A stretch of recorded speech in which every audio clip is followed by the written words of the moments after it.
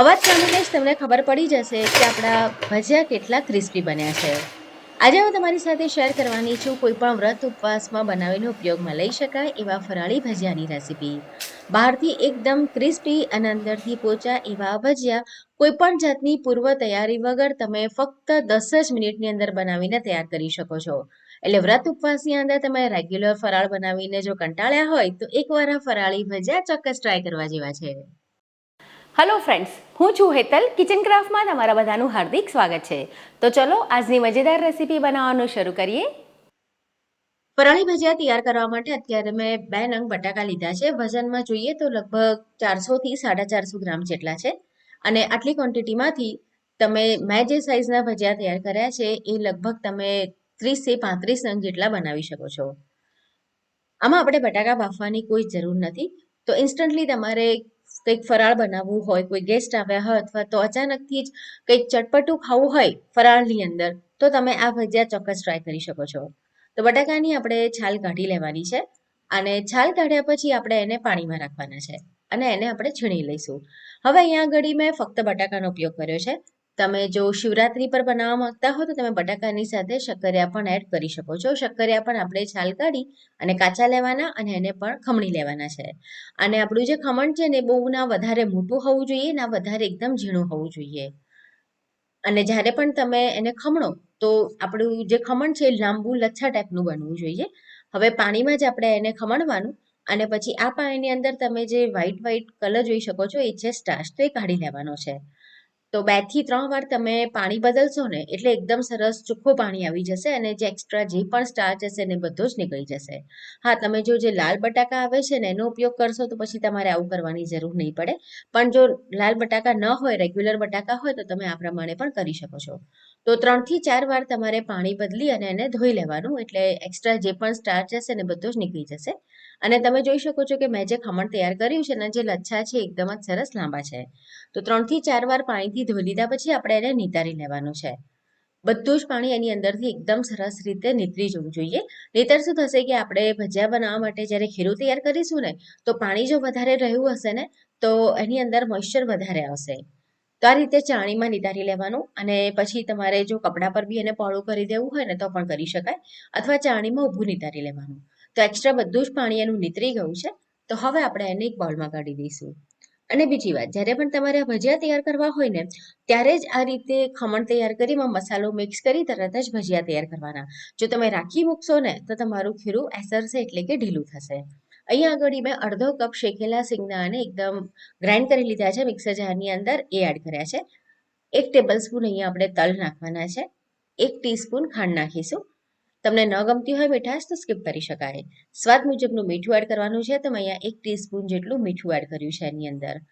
અને આમચૂર પાવડર નાખવાનો છે 1/2 ટીસ્પૂન. ખાંડ નાખી છે તો એને બેલેન્સ કરવા માટે આમચૂર પાવડર એડ કરીશું. અને લીલા મરચાં મેં લીધા છે 4 નંગ, એને મેં આ રીતે નાના નાના ટુકડામાં કટ કરી લીધા છે. પેસ્ટ નથી બનાવવાની. અને કોથમીર એડ કરી દેવાની છે અહીંયા. તો મેં 1/3 કપ જેટલી કોથમીર પણ એડ કરી દીધી છે. હવે પહેલાં તો આપણે બટાકાની જે છીણ એટલે આપણે લચ્છા તૈયાર કર્યા છે એની સાથે જ બધી વસ્તુઓને મસાલાને મિક્સ કરી લઈએ. લીંબુનો રસ એડ નહીં કરવાનો, બને તો આમચૂર પાવડર એડ કરવાનો, કારણ કે લીંબુનો રસ એડ કરીએ તો પાછું મોઇશ્ચર વધે. આપણે આ જે ભજીયા તૈયાર કરવાના છે ને એ એકદમ સરસ ક્રિસ્પી બનશે. તો બટાકાની જે છીણ છે ને એની અંદર આપણે બાઇન્ડિંગ એડ કરવું પડશે. તો જેટલું ઓછું બાઇન્ડિંગ નાખીશું એટલા ભજીયા તમારા સરસ બનશે. તો અહીંયા આગળ અત્યારે મેં 4 ટેબલ સ્પૂન સિંગોડાનો લોટ લીધો છે. તમે કોઈ પણ ફરાળી લોટ લઈ શકો. સામા એટલે કે તમે મોરાનો લોટ લઈ શકો, રાજગરાનો લોટ લઈ શકો. ફરાળમાં તમે જે પણ લોટ ઉપયોગમાં લેતા હો એ બાઇન્ડિંગ માટે અહીંયા લઈ શકો છો. તો મેં 4 ટેબલ સ્પૂન નાખ્યો છે અને ચેક કરી લેવાનું બાઇન્ડિંગ આવે છે કે નહીં. જો બાઇન્ડિંગ ઓછું લાગતું હોય તો બીજો લોટ એડ કરવાનો. પણ બને એટલો ઓછો લોટ એડ કરવાનો એટલે બટાકાનો સ્વાદ વધારે આવે. આપણે જે અંદર લોટ એડ કરીએ છીએ ને ફરાળનો એ ફક્ત બાઇન્ડિંગ પૂરતો જ એડ કરીએ છીએ. તો જો મને અત્યારે થોડું ઓછું બાઇન્ડિંગ લાગી રહ્યું છે તો હું બીજો અહીંયા આગળ એની અંદર લગભગ 3 ટેબલ સ્પૂન જેટલો શિંગોડાનો લોટ એડ કરું છું. તમે આ પ્રમાણે જો ખીરું તૈયાર કરીને રાખો ને તો શું થાય કે મસાલો બધો મિક્સ થાય ને એટલે પાણી છૂટે અને જો પડી રહે ને તો એ વધારે નરમ થાય. તો પછી તમારે ફરીથી એની અંદર બીજો લોટ એડ કરવો પડે. તો તમારે જ્યારે પણ આ ભજીયા તૈયાર કરવા હોય એ સમય ઉપર જ તમારે આ રીતે મસાલો એડ કરી અને પછી તરત જ ભજીયા બનાવી લેવાના, રાખી નહીં મૂકવાનો. અને તમે જો વધારે ક્વોન્ટિટીમાં બનાવતા હો ને તો શું કરવાનું કે બટાકાના છીણ તૈયાર કરીને રાખવાનું, પણ મસાલો ને લોટ આપણે પછી એડ કરવાનો જ્યારે તમે ભજીયા ઉતારો ત્યારે. હવે તેલ તમારું એકદમ સરસ ગરમ થઈ જાય પછી ગેસની ફ્લેમને મીડિયમ અને હાઈની વચ્ચે રાખવાની છે. સ્લો ફ્લેમ પર આને ફ્રાય નથી કરવાના, નહીંતર તેલ ભરાશે. એક આપણે ચેક કરી લઈએ. તમારે એક આ રીતે તળવા માટે મૂકી દેવાનું. તેલમાં જો એ છૂટું પડતું હોય તો બાઇન્ડિંગ ઓછું છે, તો તમારે એની અંદર થોડો લોટ એડ કરી દેવાનો. પણ અહીંયા મને જરૂર નથી લાગતી, આપણે એક મૂક્યું તો એ છૂટું નથી પડતું. હા, આપણે જે કોથમીર એડ કરી છે ને તો એ તેલમાં થોડી છૂટી પડશે, પણ આમ એની અંદર બાઇન્ડિંગ સરસ છે, એટલે કે તેલમાં આપણું જે ભજીયું છે એ છૂટું નથી થતું. તો હવે આપણે બાકીના જે ભજીયા છે એ તળવા માટે મૂકી શકીએ છીએ. અને એને તળવામાં લગભગ 5 થી 6 મિનિટ જેટલો સમય લાગશે. તો તમારે થોડું એને ધ્યાનથી તળવાનું છે. જો કચાશ રહી જશે ને, કેમ કે આપણે બટાકા કાચા લીધા છે, તો પછી ભજીયા અંદરથી કાચા લાગશે. એટલે બહારથી એકદમ સરસ એનું જે લેયર છે ક્રિસ્પી થવું જોઈએ અને અંદર સુધી ચડી જવું જોઈએ, જેના કારણે અંદરનું જે આપણું પડ થાય એ નરમ થાય. તો કડાઈની અંદર જેટલા ભજીયા આવતા હોય એટલા મૂકી દેવાના અને આ સમય પર ગેસની ફ્લેમ તમારે મીડિયમ અને હાઈની વચ્ચે રાખવાની છે. ખાસ ધ્યાન રાખજો, તેલ થોડું પણ તમારું ઠંડુ પડશે તો ભજીયાની અંદર વધારે પ્રમાણમાં તેલ ભરાશે. અને આપણે એને તળવા માટે મૂકીએ પછી તરત એને નહીં હલાવીએ, થોડા એ તળાઈને પછી આપણે ઝારાની મદદથી એને આ રીતે ચલાવતા રહેવાનું છે અને એને સતત ફરાવતા રહેવાનું, જેથી એકદમ સરસ એનો કલર આવી જાય. આ રીતનો એકદમ ગોલ્ડન કલર આવી જાય, ક્રિસ્પી થઈ જાય ને ત્યાં સુધી આપણે તળવાના છે.